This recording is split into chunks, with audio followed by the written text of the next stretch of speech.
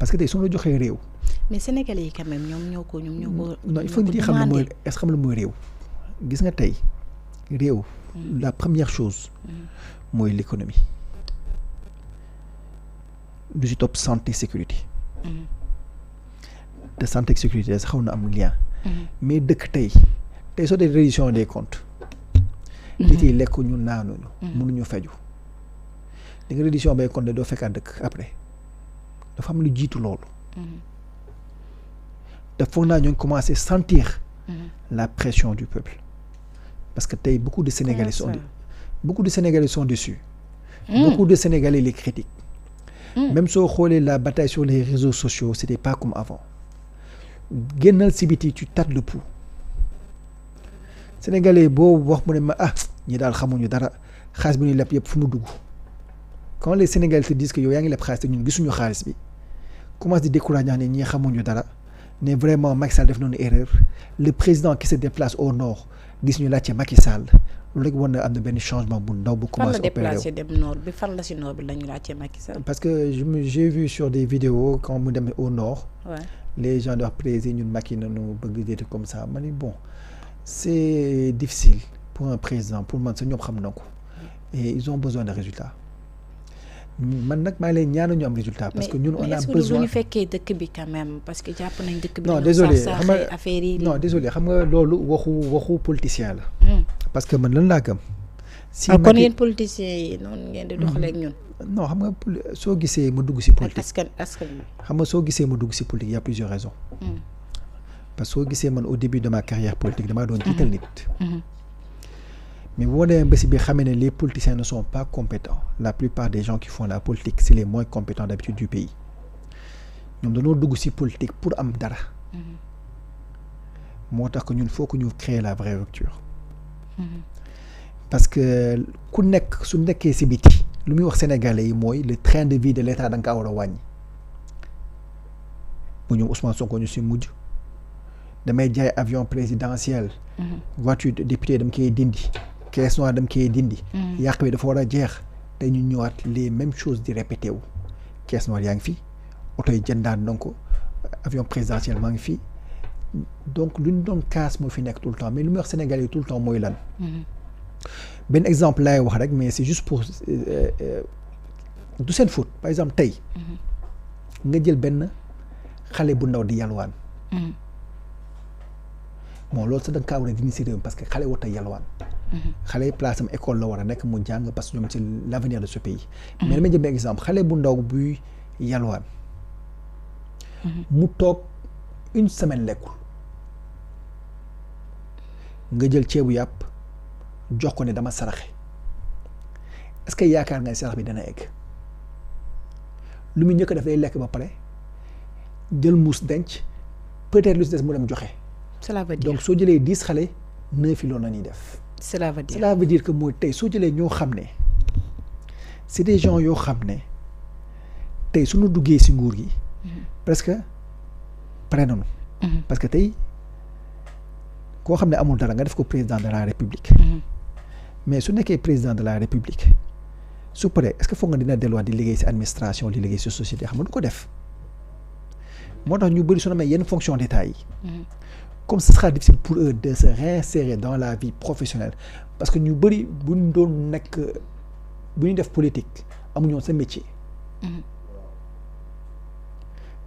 lu ñu njëkk a def mooy assurer leurs arrières looloo waral des fois.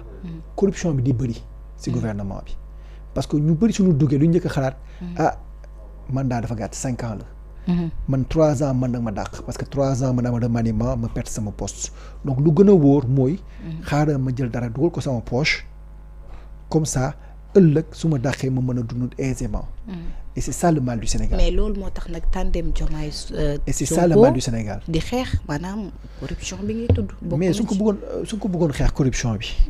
déjà c'est de prendre des gens yoo xam ne. ils ont une certaine assise financière. ba suñu ñëwee. duñu xool ñu assurer leur futur. parce que tey soo gisee ce qui se passe au Bénin. Patrice Talon. milliardaire la. def na 2 mandats di tàggatu di dem.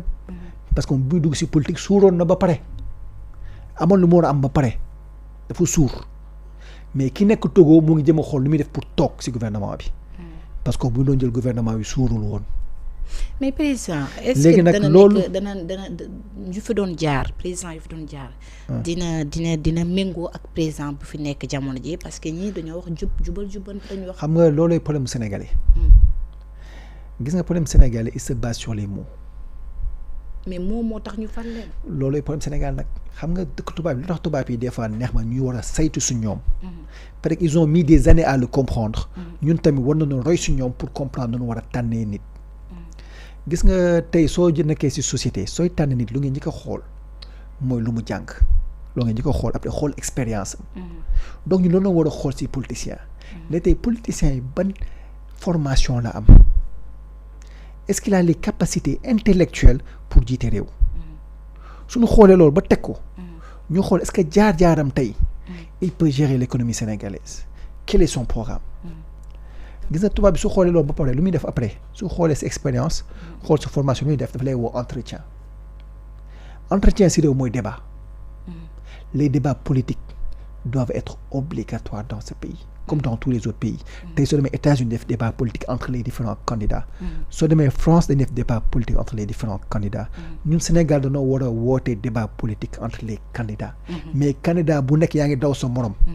tey am na politiciens yoo xam ne ñu bëri ñemewuñu def débat. plateau télé. confrontation. même dans l'opposition ñemewuñu. mais regardez les diplômes. fii des gens qui ont bac plus 5 dans l'opposition bëriwul waxtuma ci gouvernement bi loolu rek laa wax ñu ko am bëriwul ñu fi liggéey bëriwul ñu bëri fii Sénégalais yi di politique mooy seen métier. su ne la mooy seen métier consultant journaliste boo xam ne ça fait 5 ans ou 6 ans nga liggéey au journalisme mais nga wax journaliste nga ba léegi. moo fi am ak ay consultant ñoo fi nekk de. ko laaj mën la consultant muy ay chômeur la ñu. donc da nga jàpp ne ñii fu mu nekk nii mënuñu ci say wax. mais loolu soxla ma leen koy wax yéen a ngi koy dund. yow noo mënee am si Macky Sall. mais bëgguma jaay Macky Sall.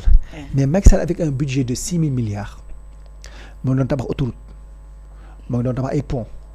moo doon defar ay université. di defar ay école di def ay centre de dessalement. di fay bourse familiale yi.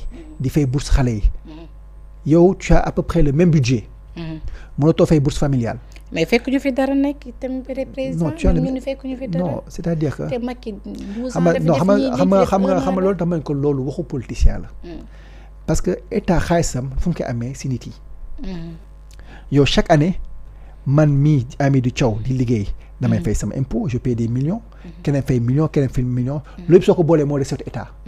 état lu mu doon am si xaalis si Macky Sall wàññeeku si Sonko wàññeekul. on a le même montant dafa sa yokk c'est que état Macky Sall lu mu doon am. Sonko lu mu am moo ko ëpp. Diomaye pourquoi Sonko c'est Diomaye. non parce que dañoo gis ne décision yu bëri Sonko moo koy jël parce que ñun décision yu bëri dañuy gis ne Sonko mooy dem ci télé bi wax ko c'est pour ça ñuy wax Sonko. est-ce que yor nañu ko rek mais Sonko. ah non mais xam nga tey suñu d'accord xam nga ñun. on se base que qui est notre interlocuteur. xam nga au temps de APR Macky Sall moo la gën wax. au temps de Ablaye Wade mooy gën wax.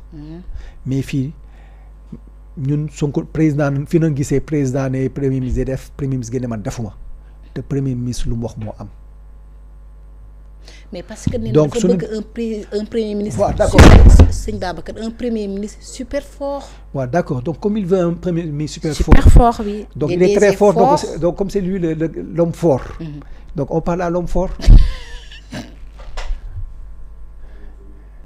parce que moom mooy menace opposition dafa day effacer moom moo jël décision yi moom soo moo wax ne tey may premier ministre moom wooye procureur waxuma ministre de la justice donc c'est comme c'est lui l'interlocuteur on parle contre lui si moom la ñuy wax donc tey on a le problème qu'on a c'est-à-dire que les recettes n'ont pas diminué lu Macky Sall doon am si xaalis si Sénégal yi moom lay am si xaalis te am na lu ko ëpp Macky Sall lu mu doon def si xaalis boobu yow mënutoo def xaalis boobu léegi te boole si di leb yoo xam ne yu garaaw yow ñoom ñoo doon kaas ay leb ñoo leb benn rythme boo xam ne kenn mësu koo gis te ñun gisuñu xaalis boobu fu ñu koy dugal. waaw mais nag. xaalis baa ngi dugg de mois de mai rek ils ont jël nañ 500 milliards yu ñu leb ana xaalis ba. ils ont un budget de 6 000 milliards Macky Sall xaalis boobu mu ngi ko doon su doon gis fu mu doon dugg à peu près ñun sa les rapports d'exécution budgétaire gisaguñ ko. loolu xam naa 2024 waaw loolu daañu si dugg si bu foofu ñu bañ anticiper sujet bi mais par rapport ak mandat d'amener ba nga xam ne def nañ ko Mamadou Guèye moom dafa nekkoon DG fi nga xam ne moom moo doon domaine impôt et domaine su Macky daal jamono ji nekk dafa génnoon réew mi mais fu mu nekk